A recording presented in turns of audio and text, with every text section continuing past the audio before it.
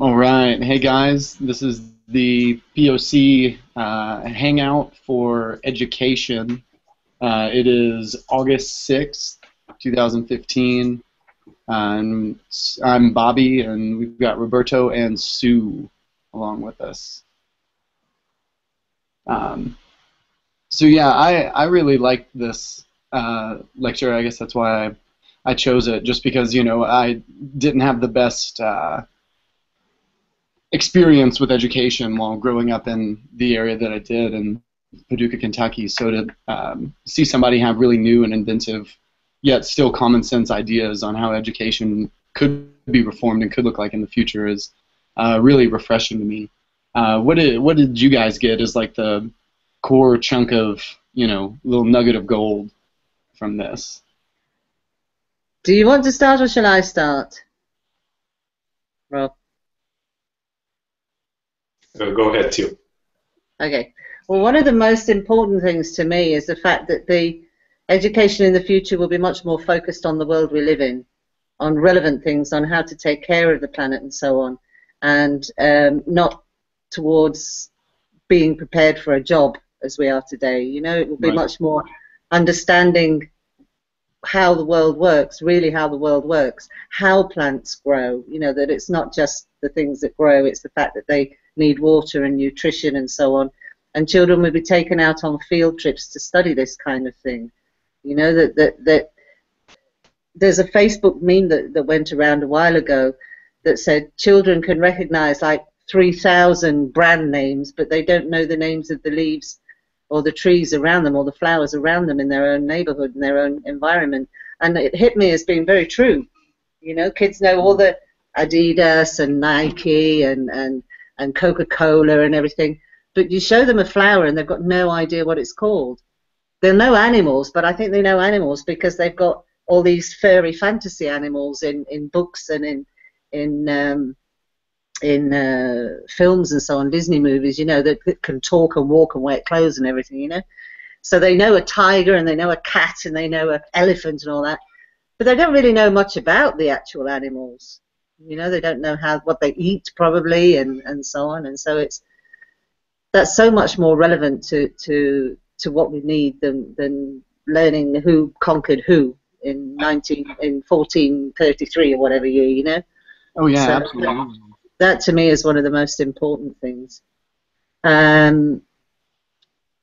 Also knowing the difference between things that are relevant and irrelevant, and being taught how conclusions are reached and what methods are used. So they're going to be much more focused on science and not fantasy, as it were. You know, Jack talks about when he was at school, there was a story about a crocodile that was a princess that said to the prince, if you kiss me, I will turn into the princess, or something like that.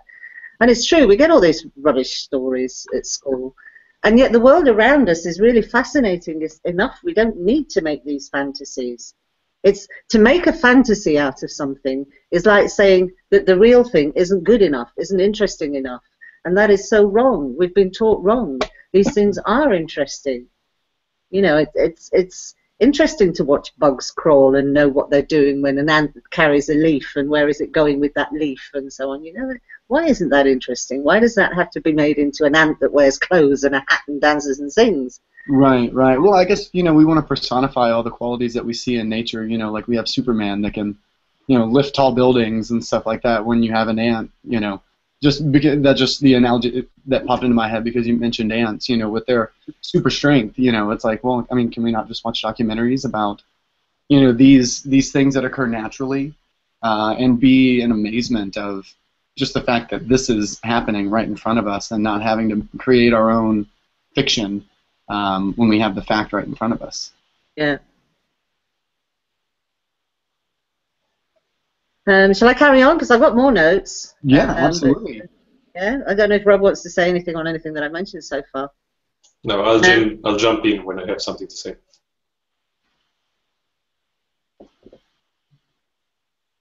Did you freeze? On the time and the conditions, you know, Jack gives the example of a meteor falling on Earth. You know, we would learn how to solve that problem. It's something in real time that can be worked on. which I think that would be very interesting. And they will learn how to manipulate the environment, not in a bad way, obviously, in a good way. The word manipulation is very misconstrued, I suppose. Right. And how to propose alternatives to, like, for example, if we're getting floods somewhere, then figure out a way to gather all that water together instead of letting it go to waste, so that it can be used for irrigation or whatever, rather than letting it go to waste, because rain doesn't always fall just where you want it to, it happens to fall where you don't need it sometimes. So some way of gathering it together and saving it for moments of drought or whatever would be much more useful. Which is very relevant to, or at least here in America right now, California has been experiencing a pretty major drought. So a system like that in place would, absolutely be beneficial. Definitely. And yet I see that in the States people are actually being locked up for collecting rainwater, which to me is absolutely absurd. How can the you'll get taxed. I mean, it's a pretty serious thing to collect rainwater, honestly, which always blows my mind. Really, people trying to be sustainable and not allowed. It's just really carrying capitalism way too far, isn't it? When you see that. Which, I mean, capitalism just at its core goes too far. But we've got this bastardized version of capitalism out here that, it just consumes. That's all it does. It doesn't just. It's not just based on it is consumption. And it's destroying literally everything we have, especially out here. So. Sorry, we went down a rabbit hole, Sue. My bad. Yeah, okay. I also like the idea of education being based on what people are ready for. If a child is advanced in certain areas, then he can study those areas. He doesn't have to wait until he gets to be 8 or 9 or 10 or 15 to get into a certain topic. If they're old enough to understand it, if they're interested in it and they show an aptitude for it, then they would be able to learn. And the people that will teach them will be experts in the material, and they'll be interested. They won't be burned out like we have teachers today who are getting messed around. I don't know what it's like in America, but here in Spain, every 5 minutes they're changing the educational system, and they've just barely settled into one when a new government comes in and changes it, or the one that's in already changes it again. And we've got these stupid things going on now about what languages classes are going to be taught in, because in Spain there's different regional languages. There's 5 or 6 different ones, and the people in that particular county, I think the word would be in English, or region, they want their language to be the one that the children is taught in, because it's culture and you mustn't lose the culture, so they've got to keep the language. And then you've got all these children, because we're globalized, and we've got children from outside that area that weren't born there, that don't understand it. How are they going to understand a class in a language that they don't speak? Right. So then they're talking about, well, they'll have 2 classes. Well, how can you're going to double the amount of teachers? So with resources. It's crazy, it really is. Yeah. What else have I got down here? The use of animation for explaining, for example, how a plant will take up water. That would be wonderful to see.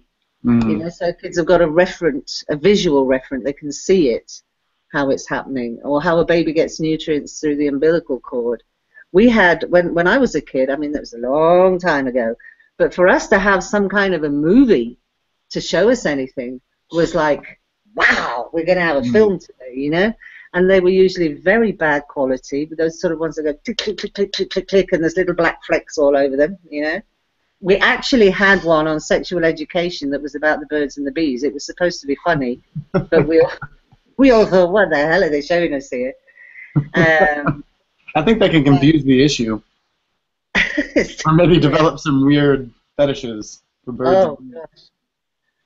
And so, I think these kind of visual aids will be much more. I mean, we can even have holograms. Have you seen, there's a video on Facebook that's got, it's for doctors, and it's got the human body in a hologram.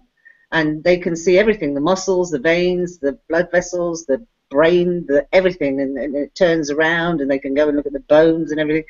That is so amazing. I showed it to doctors I work with, and they all went, "Wow, I wish we'd had that when we were studying." You know. Now, is it just like a generic model of the human body, or can they be specific and actually upload an individual's like image and stuff like that to it, or is it just kind of for learning, or is it? I think it's generic at the moment, but I dare say that it could well be advanced to being individualized. I know there is. I've seen it on a TED talk. It's like a table with a touch screen, and the patient's body is there, and you can look at where the cancer is, for example, and things like that. So they have got individualized things. I ought to look that up actually and show the doctor. That's fantastic. Yeah, just by just what a touch screen is, just by going like that, and it opens up and you can see inside the heart and all the rest of it. And it's just like, wow, Right. Well, and depending on what the process is to actually get that image or those images and stuff like that, I mean, it could totally do away with stuff like X-rays, MRIs, all those things, especially X-rays, with all the the damaging radiation that comes off of it, not necessarily to the individual because it's so minimal that it's negligible, but the people that have to interact with it all day, every day. Granted, it would cut out jobs, but it would advance the human race and in ways that innumerable. Yeah, well, the ones that work in it usually go into a little room, don't they, where they're supposedly protected. Yeah, that's it. They say they're protected, but I have to question it with how much gets blasted at them. Well, when they're all day, every day doing it, I guess it must be at some point. Let's see. And also the fact that education won't end with children. We will continually be being educated, especially during the transition, and during the transition they'll try different methods. Jack points out that movies for people in one country won't move people in another country. You have to study what works where, whether, for example, in a Muslim country they show women still with burqas or not, and then in a different country how they would, even in different countries in South America, for example, with the different cultures and so on, what would be the most effective for that culture, for that situation, is going to have to be looked into and studied and so on. It'd be quite interesting, all that, how to make, because Jack talks about making soap operas, doesn't he, that have people in them that have different values to today's values, and so people would become gradually used to hearing these ideas. Right. And I think that's because television, we like it or not, television is very influential. So I think that's very interesting, the fact that we'll have to look into it. We can't just make a standard type movie and expect it to work everywhere. Right. We'll see what happens. Children with aberrant behavior. A new kid with issues will be introduced in the environment with other kids who have the new values. And if, for example, he suggests doing something cruel to another kid, the adjusted kids will explain that they see no fun in doing that. Yeah. The adjusted kids will have abilities that the new one admires. Maybe they're really good at throwing a ball through a basketball hoop or something, so he'll identify with them. When a kid is ready to move on out of that period of education, a new one is brought in. And I think that's nice, because the peer influence is very important, obviously. So if a child who is having behavior problems is brought into a more sane environment, then it's logical that eventually they will become adapted and be able to then help others become adapted, And I think when you've been through a situation yourself, you recognize certain signs, and it makes you more capable of helping others or recognizing certain things in other people. So I think that's a great idea. Absolutely. Well, and when you have when you've taken a step back and looked at what's causing the issues, not in the individual but in the society itself, then it's a lot easier to hone in on to notice those types of aberrant behavior, because it's just not everywhere. You know what I mean? It's a lot easier, a lot more manageable with a system like that. Absolutely. Yeah, I mean, honestly, like, you've covered a lot of the things that I have written down for that. Have I killed your Very in depth. forecast? Very in depth. I've still got more, eh? Hey, let's have it. Let's talk about it. Let's put it on the table. Exams in the future will be how well a system works, not tests, which I think is great. You know, the exams today are the cause of so much anguish to young people, stress, because they feel the competitiveness, they feel the, oh, why didn't I study before? Because they've left the homework and the revising till the last minute. I was like that. I was terrible. I used to leave it to the last couple of nights and then try and cram. You know, I even tried once getting my mother to leave a recording of my voice reading something out for biology about sheep, and it woke me up. You know, the idea was that I would absorb it in my sleep and I'd know it all in the morning. I couldn't sleep. It woke me up, so that was absolutely no use. And I hated exams. I'd get so nervous, sweaty palms and everything, you know.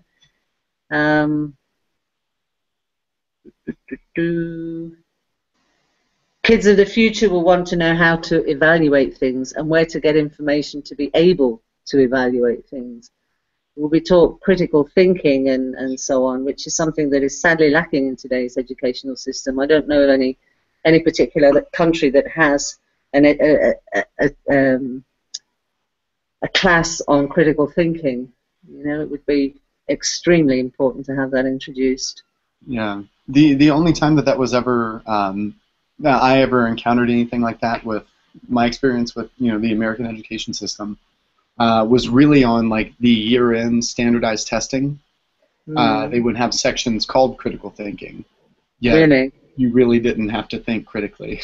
I mean, it was, you know, just it was the exact same stuff we were regurgitating previously, but they just put a fancy new bow on it, you know. Yeah. So that was a very watered down version of but there was you never heard it throughout the rest of the school year. One of the things that I found very interesting and that can be expanded on is that he suggests that you don't have to work on each person individually. You have to work on a system that over time eradicates aberrant behavior in certain areas. And I think that's, you know, a lot of time people get hooked on trying to debate or debunk people like Stefan Molyneux or, you know, other critics of the Venus Project. And I personally find it's a waste of time, because you're spending so many hours on that one person who is so immersed in this system, believes so much in this system, that you're not going to convince them of anything else. Some people you're just not going to reach. So maybe it's good for a while to be able to practice your ideas and get your ideas clear, but to spend 20 years on one person, for example, forget it. Look at the system. Look at the system, see what's wrong with the system, and work out a better one that will change people generally, you know. Well, and, you know, critics like that, I mean, they're good to an extent, you know what I mean? They may point out something that, you know, somebody within the system may have overlooked, and may end up making it, you know, more beneficial as a whole. But people just to criticize for criticism's sake, you know, just because they just can't see it happening, you know, I mean, there's no need to even really listening to what they have to say. I mean, it's, you know, I think it's what Jacques would call, you know, communication for participation's sake, you know. Right, exactly. They want to participate, so they criticize, but they don't really, they haven't got half the story really to be able to give any constructive criticism. Yeah, I mean, and no reference for something like this, you know. Yeah, exactly. If I can just add something about Stefan Molyneux in particular. I know him, I've been watching his show for quite some time, and it's not that he just, you know, dismisses the resource-based economy because he likes the current model, the current system. He dislikes the current system. He wants some kind of anarchism or something like that. It's just that he doesn't understand how a resource-based economy works.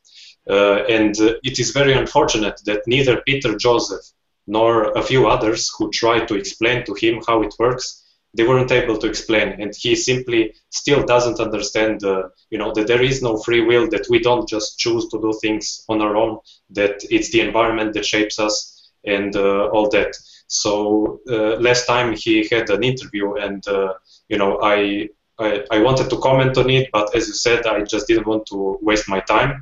However, the problem is simply that the person who was trying to present the resource-based economy, he didn't himself know exactly how it works. So that's the problem, people who want to help, but in the end up making more difficult the whole situation.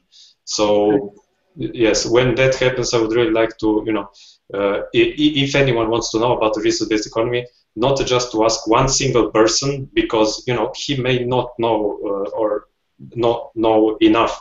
So we should probably have more POCs, a few POCs together, that try to answer the questions, especially if it's someone who has so many subscribers like Stefan Molyneux. He simply didn't understand certain parts, and also that's a criticism as far as logic goes. He just made the sweeping generalization, because this guy couldn't really explain what a resource-based economy is. He made the title, "Why Resource-Based Economies Will Never Work." Like, every resource-based economy out there will never work. So you can immediately see that he doesn't even understand what that is. So, just a point on that I wanted to say. Right. Well, then, there's too many moving parts of something like this in order for one person to truly explain it all, because they're just not because anything's wrong with that individual, but just because there's so many things that it's hard to be an expert in all of the things that a resource-based economy hits upon. So I totally agree with you. Having multiple people on something like that are all kind of different in between individual fields, yet still have the same forward momentum would make more sense. But if this is all hosted by this individual and this and that, why would he ever want a nice unified front like that? You know what I mean? Yeah, it's simply a matter, when you have a biologist, he's an expert. He did, 3 years studied, and even before that, and he did a PhD and all that. So we simply, POCs, we do 15 lectures, and that's it. We don't really have all the time to, investigate everything. So that's why it's just better to have more POCs at once. Mm-hmm. Well, that'll change with the new orientation process. We're going to get a bit more into detail with things. Yes, I like that. Okay, I just got one more thing to say. Admiration disappears and understanding replaces it. I like that. I think we'll still admire people in the sense of recognizing their value as to society, somebody who does a lot for society and so on. But we will also understand why they've been able to do that, that they've had the opportunity to study something and to follow it through, and they've had the interest and so on. So it won't be like today that we admire, well, I don't, but some people admire football players or, models and so on because they're beautiful and all this kind of thing. We'll have very different role models, and that kind of admiration will die away. Right, yeah, I think something in the future that would be a better, or at least a more accurate word for admiration would be appreciation. I have an appreciation for this individual's, objective beauty, or I have an appreciation for this individual's, talents. Just because, we'll have it at our fingertips to be able to, truly, decipher, like, well, what makes this individual so great? Is it repetition? Is it, constantly, just constantly honing their craft? Is it just natural inborn ability? Like what variables are working for this individual? So yeah, in today's world, it's very easy to get caught up in admiration. When you don't just have a full grasp of how this person does these things. You know what I mean? If you really appreciate a baker, for making delicious baked goods, and then you sit in with them for 3 or 4 months, and you really understand their craft. You don't admire them as much, but you still have that just wholehearted appreciation, but it's shifted, Okay, well, those are all my points, so if anybody else wants to step in now and say there. Yeah, something that I have down that I thought was just a really good point, arriving at and making decisions, actually having something to back up your decisions instead of just, having limited information and then just jumping to conclusions. That was something that I think we lack a lot, or lacks a lot in, the present day education system. Because so many times you have teachers proposing a question and then just anticipating the answer immediately, even though their students have not necessarily been prepped for a question like that, which is another point that I had down. Which I guess that wouldn't be a bad segue into that. Like what can we do as a society that you guys think what can we do as a society to better prepare people that be able to actually answer the right questions? How can we give them the proper abilities to be able to, ask the right questions and then be equipped for the answers? I've thought that it would just, the best way of doing something like that would be making sure that people are constantly exposed to new and relevant information. And Jacques really hits on that a lot by making sure that I think we lost Stu. But the games, the movies, all the entertainment is, and not just for entertainment's sake. I mean, do you agree with that, or do you have anything that you would like to add to that?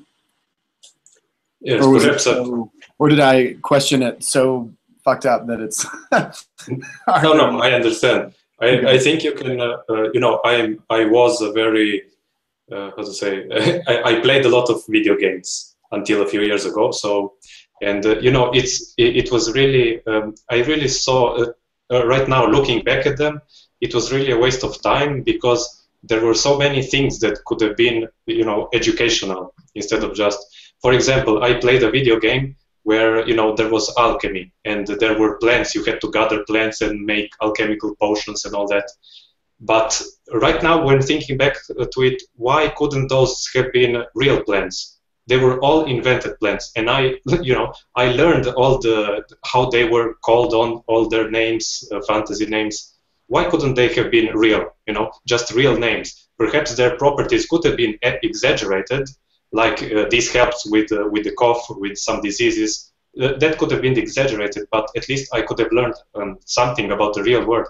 Instead, I learned about all those fantasy things that I can't really use anywhere. So, I could see there it could very well be used, for example. Right, like Nirnroot and Death Bell. What's that? Oh, I made a Skyrim reference. I also used to play a lot of video games. Oh, yeah, I didn't play that. I only played Oblivion. I don't have really the best computer here, so Skyrim doesn't work. Gotcha.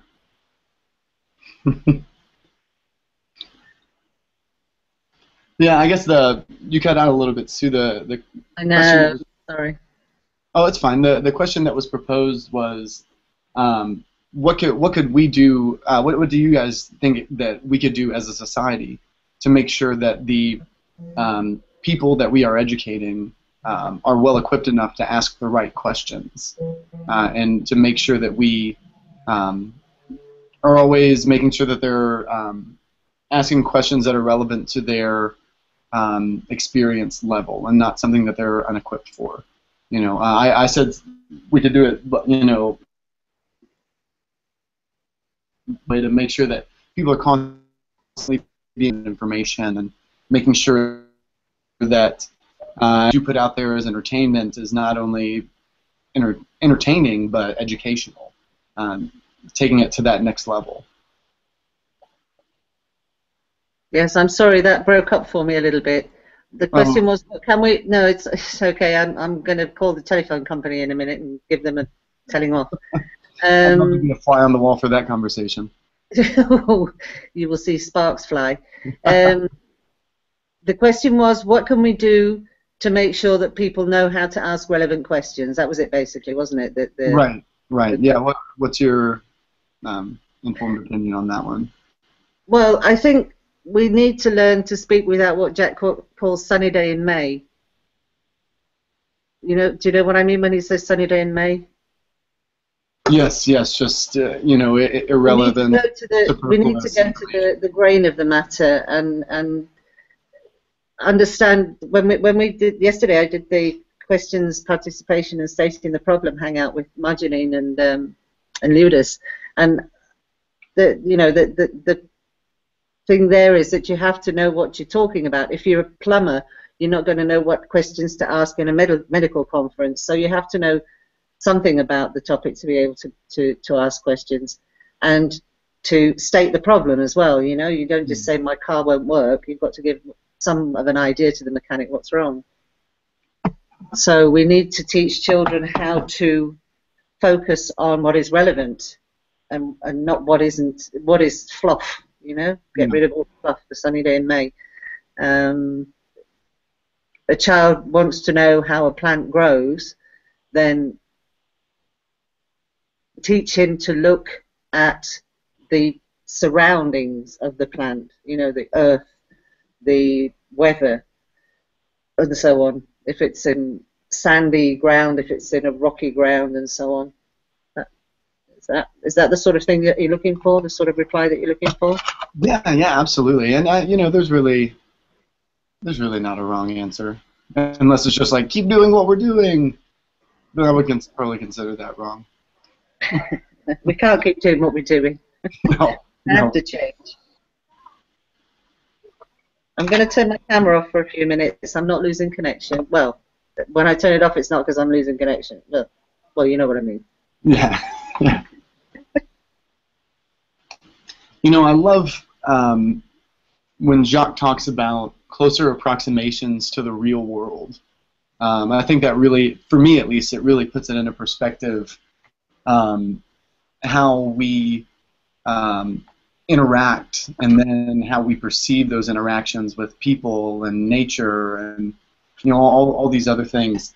And I love that it's so straightforward and so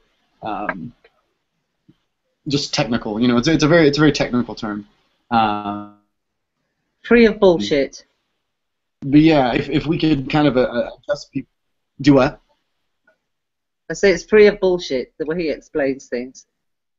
Yeah, exactly. I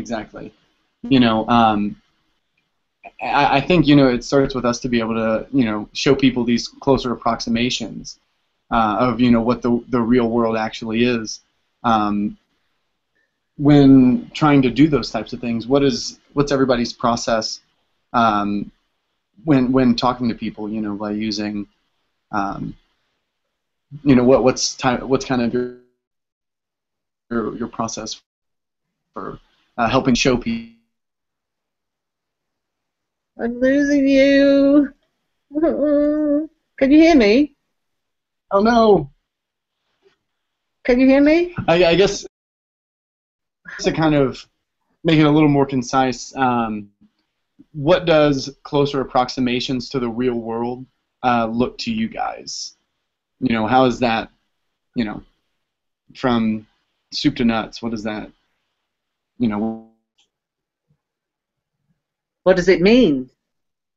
Well, yeah, there's some connection problem. You know what I mean? Like, oh, I'm sorry, I'm going to go out and come in again. Okay. Oh, I'm also having some difficulties. Can you hear me, Bobby? Yeah. Okay, then I really can't hear you. I can hear like for 1 second, then 4 seconds I can't hear anything, then again 1 second, it's all choppy. Right. Well, and I'm rambling a bit, so that probably has a little to do with it. I hope this isn't the start of the end of the Google Hangouts now, because if they're going to go funny for everybody, then we're going to have to look for another tool to use. Right. Has this been typical as of late? Well, it has for me. I thought it was just me, but if Rob's also experiencing difficulties, then it might not be. Yeah. A general problem. Oh Lord. I think it depends on the connection, because I don't know. Usually, I don't have any problems. I have a good connection here, but only for other people's, I usually see them as choppy or their sounds cut out or something like that. So, bring me back to the question in hand because I totally lost it. Okay. I guess the long short of it, Jacques talks about saying, trying to get people more in line with closer approximations to the real world. And I guess what does a closer approximation to the real world look to you guys? What does that that term mean to you? Well, to me, it would mean, like I said at the beginning, we would look at animals as real animals. We wouldn't fantasize them and personify them. We would have them as they really are. And we would look at the real world without any additions, without any artificial additives, if you will, that distort it. And we would understand the relationship of the ecosystems, for example. We'd know how things work, that it's important for the roots to take the water through the up through the roots to the tree, to the leaves, and all that sort of thing, and then the birds eat the fruit, and then they shit, and then the bugs eat the shit, and all that kind of thing. We need to know all that. We don't need to know that, William the Conqueror came to England in 1066. What the hell does that serve us for in the future? So a closer approximation to the real world, to me, means that. I don't know if that's what you got from it. Yeah, I mean, I kind of got just keeping our eyes ahead and focused on what's in front of us, and what we can do to not only keep the systems intact, but what we can do to advance them in the future. And I guess by that respect, but in ways that's beneficial to not only humankind, but to the environment and to the system itself.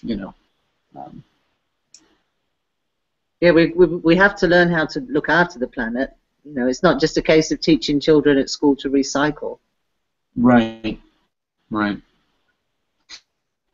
Well, and yeah, it's realizing our spot in the self, because there's so many times that we as humans this and that, and to kind of put yourself into the ecosystem and realize that you are a big part of it, regardless of if you want to realize that or not. That definitely helps with it.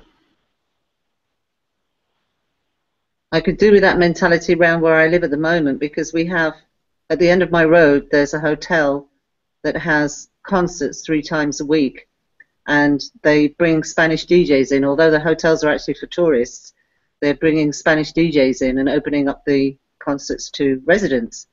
And they come along in the cars. They come all the way from the capital, because I live on an island. I don't live on a big city or anything. I live on an island. And so they come from the capital in their cars, or from wherever, and they park all at the end of the road, and they have a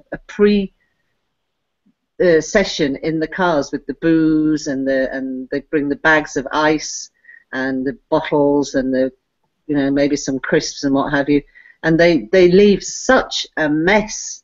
It's unbelievable, really, such a mess. And I saw one guy one day saying to his friends, "Hey, come on, man, if the bag says it's recyclable, let's pick it up and throw it away, put it in the recycling bin." "Oh, you're OCD about these things, man. You're anal," they're saying to him, and I'm thinking, oh my God. And they just picked up this plastic bag of ice and threw it over in the field behind them. It's like, oh, come on. That field, you might not live there, but it's my garden in a way, so please don't do that. And people just aren't in tune at all with how we need to look after things. No. It's painful to see. I'm not saying that I always was either. I've come to realize it. But if we'd been taught at school with a different mentality, it would have helped greatly. Oh, absolutely. Because I mean, that type of behavior isn't just picked up as a full-grown adult. You know, it's taught from Yeah, the bottom to the top. You yeah, know, it's kind of part of the. You know, I don't want to say that the education system's telling people to litter because it obviously isn't, but it's also not really showing us the full extent of our relationship to everything that is actually around us. yeah. You know, I didn't have one course where I was, you know, really, told like, yeah, there's this ecosystem that you're also a part of. You know, what you do affects it. You know, that was never, even though now looking back at it, it probably shouldn't, it shouldn't have needed to be. You know, that should have just been something that was kind of the mindset of people.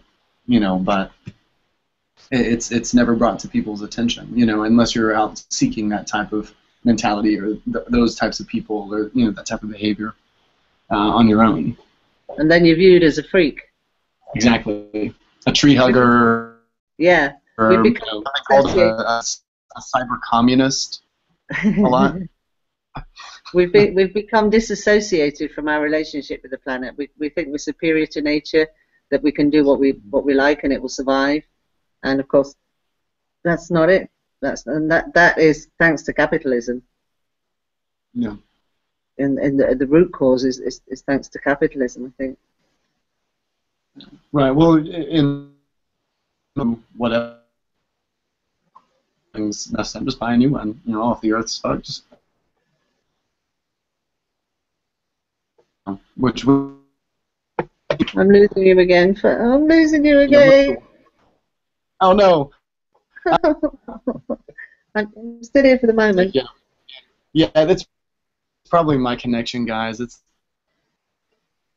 free okay, internet. We will battle on.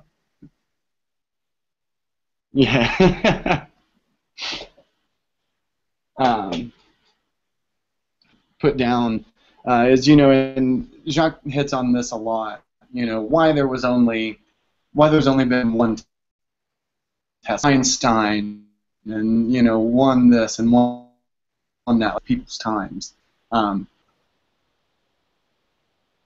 and what? that by allowing Why there's only been one what? Why has there only been one? Jacques on people of those intellect. Right. Just throughout generations and things like that. That there's really, just a couple standouts through in each generation. Why is this the case? And I would have to think by adopting a Venus Project style of education system by allowing people to focus on what drives them, and then not putting a learning cap on those types of things, because that's essentially what we do whenever we have grades, like first grade, second grade, third grade. You know what I mean? You limit the time frame that you have to give relevant information to things that people are interested in. By saying you can only learn, this is what you learn in the first grade, this is what you learn in the second grade, instead of saying these are all the things that you can learn in this subject. Explore it, learn it how you learn it, and do all these things. I think that's partially the reason why we only have one Tesla and one Edison and one this and one that. It's because you're working against so many different variables. You know what I mean? You've got to have an individual that is open-minded, wanting to learn, willing to learn, has the ability to learn, but then also learns at the same pace that the information is being thrown at them. And they don't get discouraged at how quick or slow the pace is, and all these things by it's just so limiting. By doing it the way we have now, it just puts it, like I said before, a learning cap. It's like you can only learn this much this year. This is your learning quota. Anything more, then you do it on your own. Yeah. But it's like, well, how can I do it on my own when I have all these other things that I'm supposed to learn? That's common core education that you're shoving down my throat. Have you read To Kill a Mockingbird? I have not. It's a lovely book, and the story goes that the young girl in the book, Scout, she's taught to read by her father. One of her favorite things of a night time is to curl up in her father's lap and read. And she can read very well by the time she goes to school. And the teacher is absolutely horrified by this. And she tells her that she mustn't read anymore with her father. Now, of course, we're going back to that particular time in history, you know. But that's what you're saying there, that we're held back. And, of course, the economical factor is very important, too. A lot of people don't have access to the education that they deserve because they don't have the money to pay for it. When the money is removed from the equation, and we are able to study what we want to without that limitation, then that's going to be huge as well. And when children have a better diet as well, so that their brains are more capable of inventing things, of understanding things, and so on. Look at the kids in Africa. There's some girls in Africa that have made a generator that works with like a liter of urine or something. Now, if all the kids in Africa, yeah, it's that's awesome. Yeah, if all the kids in Africa had the same opportunities, you know, just what else could we have in the world? Oh yeah. You know, but as it is, they're limited. And there's a young boy who's built a wind generator, an aeolic windmill from scrap that he's found in his in the backyard type thing, you know, in his village, and he's powered his village. And there's another little boy who's made little lamps that scare the lions away because the lions were coming and killing the villagers' cows, and he didn't want to kill the lions, but he had to save the villagers' cows.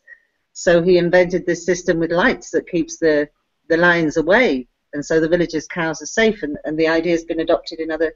So that there are kids out there, but if they all had the same opportunities, if they all had a decent diet to feed their brains and their bodies and so on, and they didn't have to go out to work when they're 5 years old or younger, you know, we could have so much more on the planet. You know, but when you see these photographs of children, little Indian children, carrying huge loads of bricks and so on, it's heartbreaking. The children are the future of a society, and when we hold them back with their education, we're crippling ourselves. So education is when they make cutbacks in schools and so on, it's just so, okay, that's this system. Yeah. That's why we need to change it. Yeah, absolutely. I mean, you know, it's I completely agree. You know, it's you know,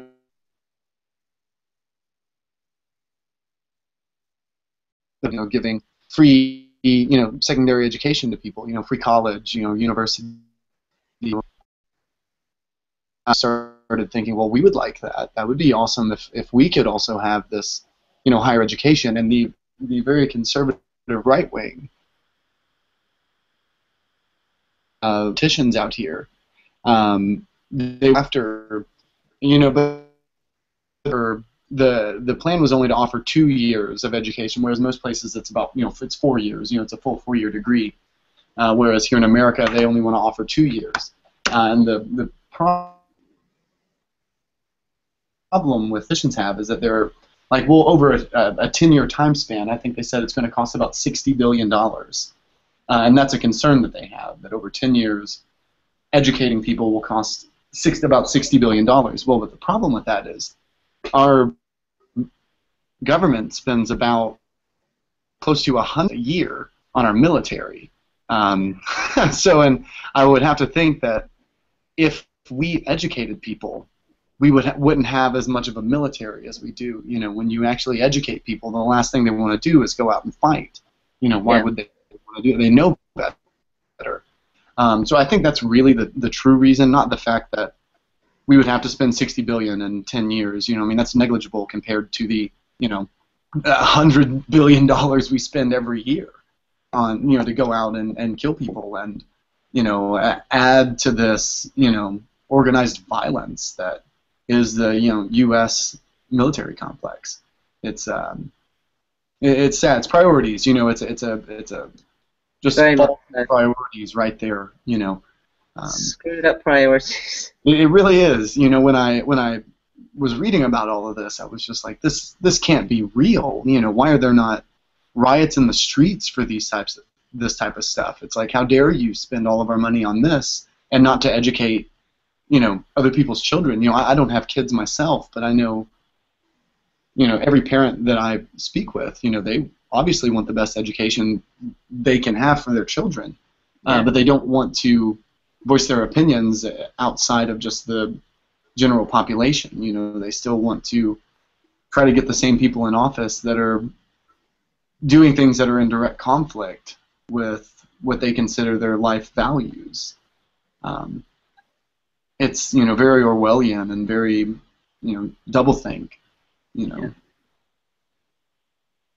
It's when you see things like that, you realize just what a huge task we're taking on here, talking about changing the way people see the world, changing values and so on, you know. Yeah, absolutely. You know, and yeah, I always like to, you know, I'm a barista. You know, that's what I do. I manage a coffee shop here in town, and I live in the Bible Belt area of my side of the state. You know, it's very conservative out here. It's very middle class Christians. You know, that's what live out here. And working in a coffee shop, I have the opportunity to come across a lot of these people and just talk to them about various you know, ideas that, you know, the Venus Project tries to, you know, share with the world, you know, and try to advance people's minds and, you know, society itself. But something that I do to get a good conversation going with people is that I put 2 tip jars out, and I'll usually say, this is one thing and this is the other. You know, would you rather see your tax dollars go to a bigger military or more education? You know, that was one that I've actually used in the past. And it's shocking the amount of people that put their money into the military. And then I'll ask, well, why would you rather see it go into the military instead of into education or better infrastructure for the elderly or, you know, anything like that? They're like, well, if we don't protect what we have, then all those other things are irrelevant. And I'm like, well, you know what? I get that perspective. I absolutely do, but we don't really see a lot of attacks on our soil, you know, and most of the military that we do have is actually in other countries occupying, you know. So I mean, what you're putting your money in for is really more, and what you would like to see from it is really more of a defense force instead of a military might. And when you only have a defense force, A, it doesn't need to be as big. B, it doesn't need that much money. You know, it doesn't need to have this, like, you know, constant machine, you know, oiled machine of money being pumped into it, you know, and we could put it into, you know, wouldn't the same end result happen if we educated people better on other cultures and the way we can achieve diplomacy within those other cultures and things like that? You know, would that not be the same end result that you would like to see from the military might, but without any aggression or without any violence or without any loss of life, resources, or, you know, culture? Some people get it, some people don't. It's just trying to expose these people from the platform that I have. Nice. Yeah, Right. so it's very subtle, but I mean, it gets a conversation going. Well, And sometimes subtlety is the best way. yeah, If absolutely. you force feed them, they're going to balk at it. But if you do it gently, without them realizing, Mm-hmm. oh, I like Well, that. it's an old sales technique. You know, I ran a shoe store for about 6 years, and it was very high pressure sales. And the way to get people in seats and trying on shoes and buying the shoes would be to ask questions that typically end with a positive response from the individual itself. You know what I mean? Like, oh, would you like to have better back support from a shoe? Or, oh, wouldn't it be nice to not have your knees hurt at the end of the day by standing all the time? You know, by asking those types of questions, you can get that, I like to call it the train of yes. You know, and you can kind of also translate that to Venus Project stuff. You know, it's like, oh, well, wouldn't it be better if we could feed everybody on the planet? Wouldn't it be better if 20% of our country wasn't starving? You know, wouldn't it be better if we could bring a lot of our soldiers home? And wouldn't it be better if we could know more about just the environment around us instead of throwing an idea out to somebody that's obviously foreign to them. They have no concept of it. Instead of throwing out the means to them, throw the end result to them. And if it's a positive end result in their eyes, I mean, odds are they're going to be more open to what the means are to that end result. You know, I literally never thought retail would actually help me talking to people about a resource-based economy. That's certainly using the tools you have to the best advantage. Yeah, and obviously it doesn't work for everybody, but at least it gets a conversation going. Well, it's like we said at the beginning, the same movies won't work for the whole world. We've got to try different ones for different cultures. It's the same basic idea that you're saying there. Not that the same tactics won't work on everybody. So we've got to try different things. Yeah. Until you find one that works for whichever part of the population you're speaking to. Yeah. Yeah, and I guess another retail analogy, something that I would tell all my employees would be, in order to talk to people about these things, you don't want to just keep coming at them with the same tactic. You know what I mean? It'd be like a wrestler that goes in for an armbar and he gets blocked. He then immediately goes right back in for another armbar. You know what I mean? You got to switch it from individual to individual and then from situation to situation. I have no idea what an armbar is. I don't watch wrestling, but I think I get the idea. I used to watch wrestling. I don't anymore. I haven't watched it in probably 12 years. Wow. But armbar stuck with me. I think I get the idea. Yeah. You just got to switch it up. Keep it fresh. Let's see. Robert, you still with us? Yes, I'm here. Okay. I'm just sometimes everything freezes, so I have problems understanding. But right now it was okay. I heard everything. Okay. Good. Well, those are. I mean, that's a lot of the notes that I have. Sue, you actually covered a lot of the stuff that I had written down. You just made it easier for me. So thank you. I appreciate that. I didn't steal your thunder. No, it's fine. There's no thunder to steal. It's what did it was even on this lecture. It's no longer that was my idea. Everything's collaborative. Yeah. So there is no thunder to steal. Just as long as we've got lots of things covered, and this will go on and people can watch it and hopefully get something from it. But do you guys have anything else? No, I've had a very interesting conversation. I've enjoyed it. That we didn't cover that you felt was. I've said all my notes, and I've enjoyed the conversation. I found it very enriching. I don't know if you can hear me. Hello?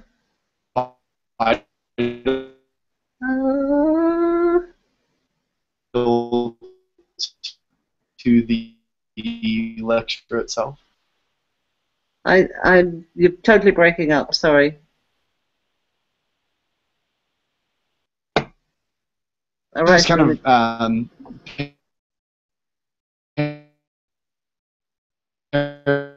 parroting. You were saying, you were saying completely breaking up, Bobby.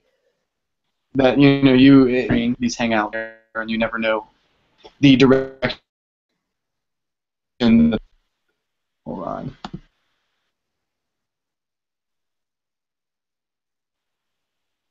No.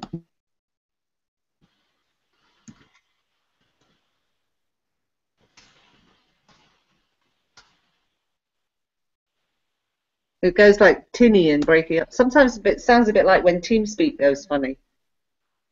And it sounds like you're talking from the bottom of a tin can. I very well might be. My apartment is small enough. Don't worry. perhaps you can try turning off your camera. Perhaps that might help. Okay.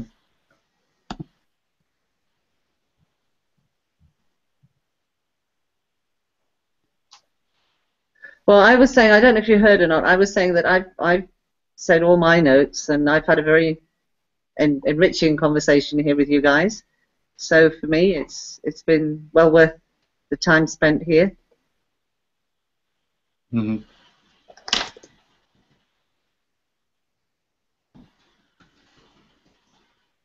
I don't know if you heard that. I did. I'm going to try to respond mostly in the chat box, just because I feel like that'd be the easiest thing for me to do. All right then. Okay. All right then. Well, for me, if you're wanting to wind up, that's fine. It's been a very nice hangout. Well done, Bobby. Thank you. Thank you. Thank you, Sue. You did a lot of the talking. We'll be grabbing you, either myself or Sasha will be grabbing you for one final chat where we give you the email and all that kind of stuff and clear up any last doubts that you have. Right on. Yeah, excellent. I can't wait. I'm ready to start all the projects that I've been lining up while this whole process has been going on. Ready to kind of start getting them in motion. Yeah, I'm looking forward to it. Get yourself a photograph that we can use to announce that we now have, this POC out there raring to go to start building a team, and we'll put it on the USA Facebook and what have you. Okay? Okay, sounds good. Have you seen the other ones, the Faces for TVP? No, I haven't. Okay, well, if you go to the global Facebook page and look in the albums, you'll see that there's a collection of photographs of the points of contact, and we've all sort of said, hello, my name is so-and-so, and I'm the POC for this country, a little bit about ourselves, and then, if you'd like to contact me, if you'd like to help in building a team here and so on, this is the email. Okay? Okay, yeah, I'm just writing all this down just so I know where to go. Okay. All right. All right. Okay, Yeah, well, right on. I'm excited. Good. Okay. I'm going to go and make some food. Whenever these hangouts finish, I'm always so hungry. So I'm going to go make some food. It's 10:15 in the evening for me, and I didn't have dinner yet. So my stomach is telling me, feed me, feed me. Yeah. That's the next thing on my agenda. Bobby, well done, my love. Been a pleasure to be with you. Thank you. You too. Thanks, guys. And seriously, thank you for showing up. Hey, man. We're here to support you. Right on. Bugs. Right on. Bye now. See you. Thank you. Bye.